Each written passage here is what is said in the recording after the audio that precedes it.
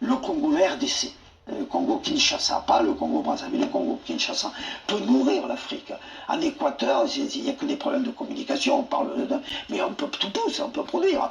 Et le problème d'énergie, on a la Inga, les chutes d'Inga, qui peut produire l'électricité pour tout le continent africain. C'est pour ça que je dis qu'il y a un problème de champ agricole, mais il y a un problème de champ visuel. On ne peut plus penser aujourd'hui l'agriculture sur la France, sur le localisme, de voir tous les... Qu'est-ce qui manque? Par exemple, vous avez cité le Congo. La PAC. Qu'est-ce qui manque pour que le Congo devienne un producteur, exportateur de produits agricoles? Par exemple, l'État d'Équateur. Moi, je connais bien, j'ai introduit la TVA au Congo-Kinshasa. Oui, je rappelle aux téléspectateurs. J'ai passé des mois. Je ne l'ai pas précisé au début de l'émission parce que je pensais que tout le monde vous connaissait. Mais vous êtes professeur de droit fiscal et vous avez conseillé. J'ai passé des mois et des mois. Voilà, le Maroc, des mois et des mois. Mais l'énergie, ces barrages d'Inga, c'est installé. Il y en a, mais tout ça ne fonctionne pas sur les chutes d'Inga. Le Congo peut électrifier l'Afrique entière. Donc ça, il faudrait peut-être au moins qu'on l'envisage. Bon. D'avoir des moyens de communiquer et de stabiliser d'abord le Congo. Parce que le fait qu'on vole tout au Congo par le Rwanda, c'est bien d'aller pleurer, de dire on n'a pas été gentil avec les Tutsis, etc. etc. Mais le Rwanda pille. Et derrière le Rwanda, il y a les États-Unis et il y a Israël. Toutes les nuits, d'écoles de Goma, des petits avions, et les petits avions qui vont en verre chargés de sacs de diamants. Bon, le cuivre file au sud du Congo. Voilà. Bonjour, top et bonsoir, ça dépend du milieu ou de l'endroit, vous aurez le temps de nous suivre.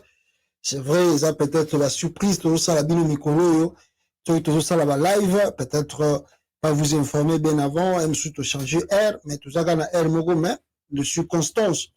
Oh, tozo le bela, na makam tozo le bela, yango des fois, ils ont ça là qui, bah, air nabiso, ils allaient un peu modifier, surtout na, les cambo, tout ça, qu'on le bela.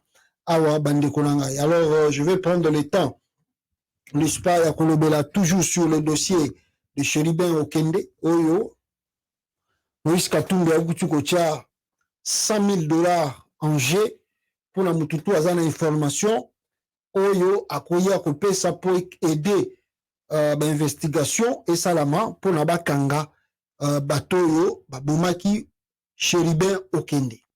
On va parler aussi de l'Est de la République démocratique du Congo, puis on va parler de l'économie nakati ya terrain, nakati ya mboka tozali wapi, et puis de monaki Frank Dion azali libéré, pourquoi Frank Dion abimaki, on va en parler.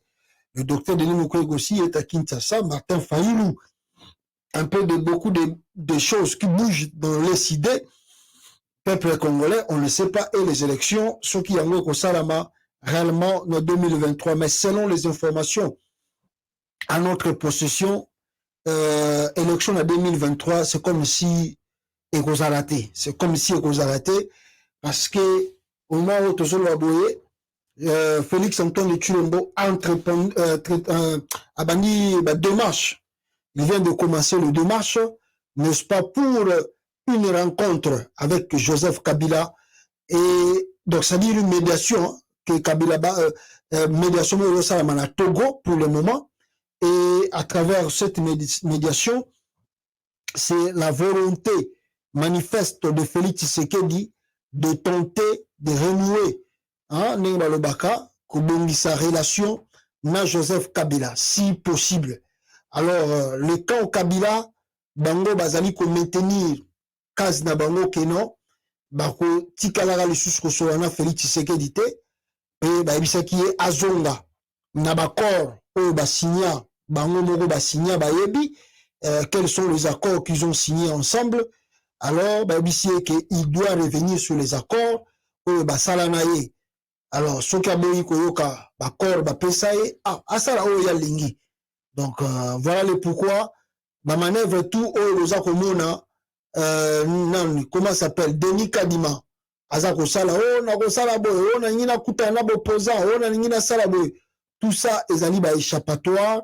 Et problème d'abord Makasi ezali, n'est-ce pas, élection ezala, va reporter en haut, va changer date, et la date fixe, Félix Azako Senga plus ou moins 3 ans de surplus, ce qui va courir au ticket là, avant élection Salama. Donc, qu'on lui donne 3 ans, et comme ça, il est sur la salle 3 ans, on a, akoki kolongwanaye, akoki kokendenaye, atika, bato bali basa l'élection, basa la yango, na nenge bakani. Donc, c'est-à-dire, nenge nazo sabino, discussion yango wana.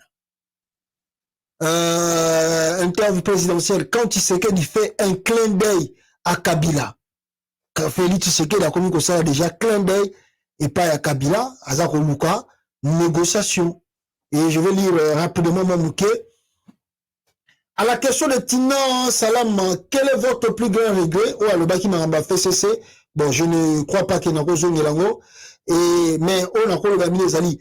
La visite de 48 heures du président sud-africain Cyril Ramaphosa, un des témoins du deal, vous dites que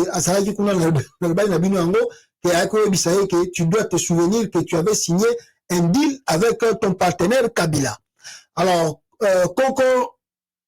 concomitamment avec l'interview présidentielle doit avoir quelque chose à voir avec ce brusque clin d'œil de Fachi à Kabila.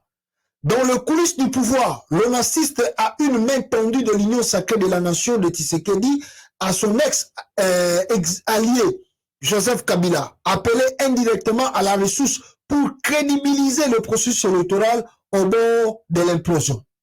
L'on sait dire jusqu'à quel niveau peut aller ce rappel à l'ordre du jour de cette ancienne alliance tant houspillée par le souverain primaire et qui dessine la volonté du président actuel de faire des concessions pour pouvoir légitimer une CENI décriée par les forces vives de la société civile.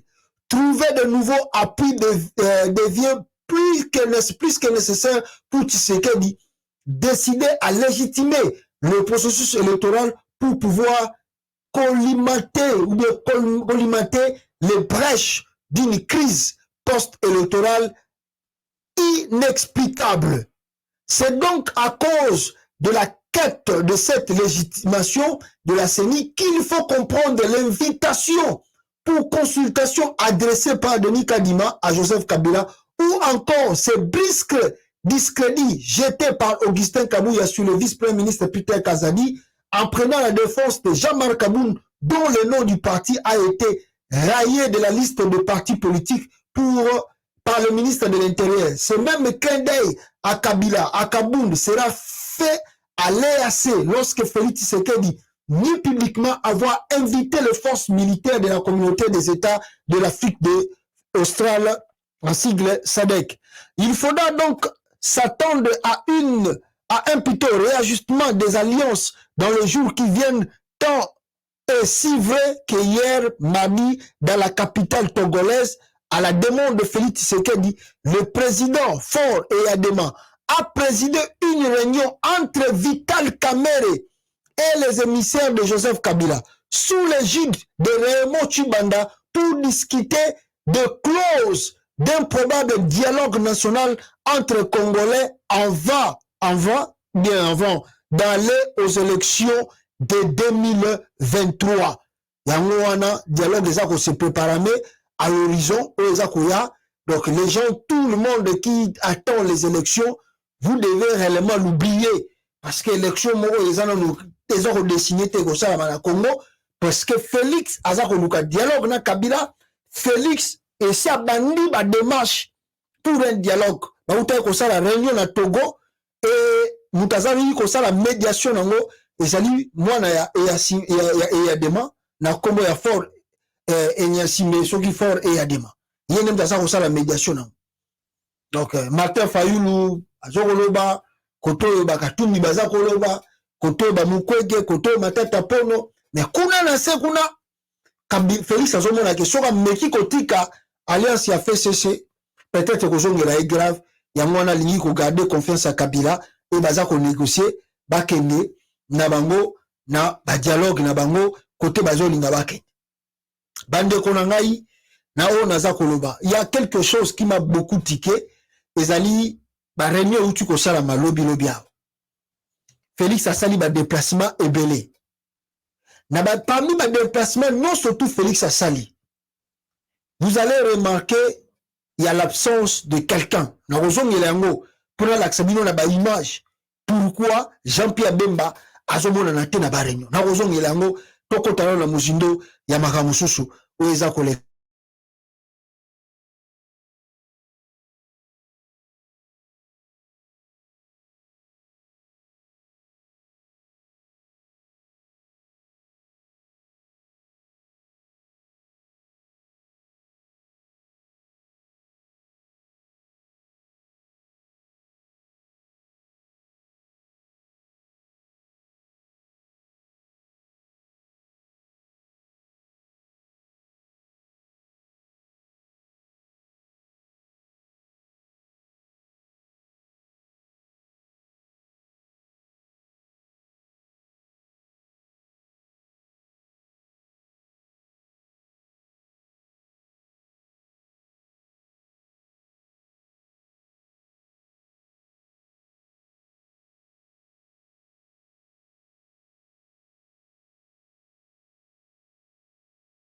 Lingako Kimabiso, micro, Lingako Kimabiso, tozongi mbangu. Problème ezali que Félix Tshisekedi, peuple congolais, alobi ye moko na video que non, nga nakobanga mutute, nakokanga o esengeli na kanga. Nakosala o nga esengeli na sala, nakobanga ni droit de l'homme, nakobanga ni liberté d'expression. France 24, TV5, avocat. Et puis, plus grave encore, Naouti Kolanda média moko ya sud-africaine lobby. Baza ko rappeler toujours maloba o Félix Tshisekedi aloba ki na Mbujimai oyo ezali que non akobanga lo côté akobanga ni droit de l'homme.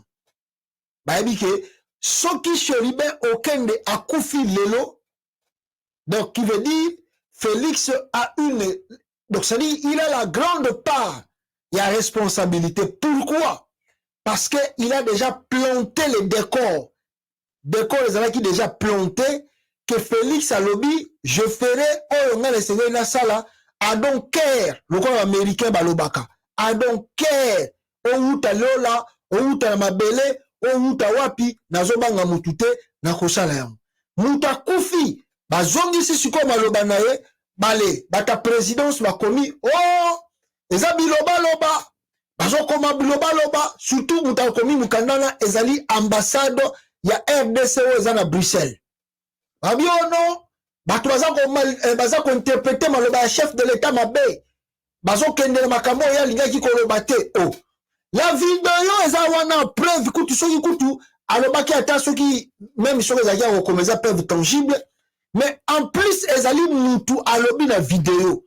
Comment bino boko le baki ono baza ko interpréter maloba chef de l'état mabe. Oh, vidéo mtezo l'exa batu makambo ya alobi ke na kobanga droit de l'homme ni na liberté d'expression na respecter te. Na akoseli makam. Ambassade ya Belgique. Oh, bazolo ba mabe makambo wana Félix alinga ko ba bongo te, soki to moni bien te pour porter plainte. Ah! Bon ba plainte on peut ezokosa. Yokanisi bamba avocat wana baza na Belgique bakoki kobanga ambassadeur stop bi ambassade à Congo pour alobi ke alinga porter bango plainte. Kutu bango bazo l'occasion bon porter bango plainte na Bruxelles kuna za ba pays de droit bon zo siko ba mikanda bien ba la binos na ba preuve le baki sur les infos. Kutu za occasion bon ça les règles bon porter plainte wana mi tout na binos zo ça la bête bon que porter plainte pour avocat wana et vous avez maman na dossier. On les a grimace, mangungu, batutu bayebi ke Félix mta prometaki akokanga batu, akosala oya lingi, ata bokoloba liberté d'expression, ata bokoloba violation de l'homme, il s'en fout. Siko batwasani. Yango bazongi si maloba na ye, boko suka papa, tozo ke na bino malembe, boko suka. Lui Félix Tshisekedi a consi ba congolais. Oh non, a sali 1 minute de silence. Na cité à Union africaine kuna. Oh non, hommage ya nani, ya Cheribe Okende, na conseil des ministres. Ah, hommage, yo Félix, on sala hommage, yo mto bomi, Cheribe Okende, on sala hommage, ne? Bande konangai, kaka na osala hommage wana, bozela nan. Soki na koyi ko laksabino ango, rapidement, botala, lukuta ya Félix Tshisekedi nenga aza kosala makambo na ye na kati ya Congo. Ya lobi ono a rendre hommage na Chérubin Okende nenga akufi asali 1 minute de silence na kati ya présidence. Na kanga kote moko pona miziki Zela. Voilà. Boyoka nenga zoloba. Wana Félix Azakoya. Wana bozomona Félix Azakoya pour kota na sita Union africaine. Alors botalier nenga koti. Voilà. Bozomona ye. Alors, je vais vous prier de rester encore un peu debout et de nous recueillir un petit instant en mémoire de l'honorable Chérubin Okende, que vous avez très bien connu, qui a siégé avec nous dans cette salle. Donc, prenons un petit moment de recueillement ensemble. Voilà. À 1 minute de silence, wana bomoni wana, na mémoire à Chérubin Okende na conseil des ministres. Ah, kasi ye azala lokola musantu te, mutasala événement te. Boyo kele mawa, 1 minute de silence. Mais kaka na 1 minute de silence à Sengaki, la réunion là s'est tenue, je crois, le vendredi. Na 1 minute de silence à Sengi. Le lendemain na yango, Félix Tshisekedi a na fête. Le lendemain na yango, Félix Tshisekedi azalaki na ye na fête. Regardez la vidéo. Ye wana kele fête. Jour wana samedi, vendredi à 5 1 minute de silence de Chérubin Okende, pour le de saison Okende. Le samedi 15, Yewana Zalaki na fête, na moi si na Denise Nyakeo. Déjà na kata fête à mariage. Ils sont partis à la fête. Bakela bango ko bina, bakela bango ko sala oh tout bango bako ko sala. Mais azo kosa na réunion de ministre, 1 minute de silence pour la Chérubin Okende. 1 minute. C'est comme si ça liait pas. Et pourtant, c'est un bon débarras. C'est un bon débarras. Moutouana Kei, Tikaken. Et je vous dis que le samedi ici, Félix Tshisekedi, Bakangi, donc ça dit Gombe Mobimba Moutakoyi Kokotate, Moutakoyi Kobimate. Parce que le roi soleil, Lazare ressuscité, Azarahi Nakata fête. Lokola Lazare ressuscité Azarahi na fête. Nani akoyi kokota wana, nani akoyi kobima wana. Tout le monde bako kota te bataliye, tia ye asali ambiance na ye akoki. Et à la suite aussi, qui a alimenté encore la fête, et qui a peut-être una babutu nani oyo abeta ki musique wana, toujours Jibem Piana, aye susko ko yemba musique Fatim Beto vanda na yo, Fatim Beto vanda na yo. Regardez. Fachi. Oui, je connais Fachi. Papi Mboui Mfumu. Tu connais Fachi? Oui, je connais Fachi. Allez, tombe la maboko mukwan tombe la zaliawa. Il sera réélu. Tala bozo bajibé. Il sera réélu, Fachi. Il sera réélu. Il sera réélu, Fachi. Il sera réélu, Fachi. Ça va pas dimanche. Mawato, Moro Koufi. Ça va pas dimanche. Il sera réélu, Fachi. Voilà, Boyoki, Juwana, Bakende Kobina, Fachi Beton, tu seras élu par JB. Bande ko Europe, bande ko nanga ya Angleterre, bande ko nanga ya France, bande ko nanga ya Bruxelles, bande ko nanga ya Canada, na biso na États-Unis. Bon, on a distraction à musiciens en Congo. Tant ba combattant bazo bloquer ba concert, ou ba combattant bazo sala mabe. Bon, on dit Jibem Piana, nenga zo yemba, Fachi tu seras réélu. Tu seras réélu. Abandi déjà campagne pour azota l'intérêt personnel na ye. Arozolar n'a pas Félix Tshisekedi. Passe à Congolais, insécurité à Congolais, souffrance à Congolais, et Taliji Ben Pianate. Fachi, tu seras réélu. Tu seras réélu, tu seras réélu. Boyoki Yangoana. Donc, c'est-à-dire, Yango Moni, Bana Poto Awa, Bana Diaspora, il faut kaka, lumbe, mote, la ba musicien à Congo. ata concert ya Weranson azwa kobeta na mois d'août awa na Londres soki botikeli ye laisser aller bokoyeba boko regretter pour Wera après concert à Londres awokende kobeta na campagne na Félix Tshisekedi Fachi Beton Mukwa Tombolo vanda na yo okozala réélu Weranson okobeta la Félix Tshisekedi. Les musiciens congolais bolanda hypocrisie na bango te.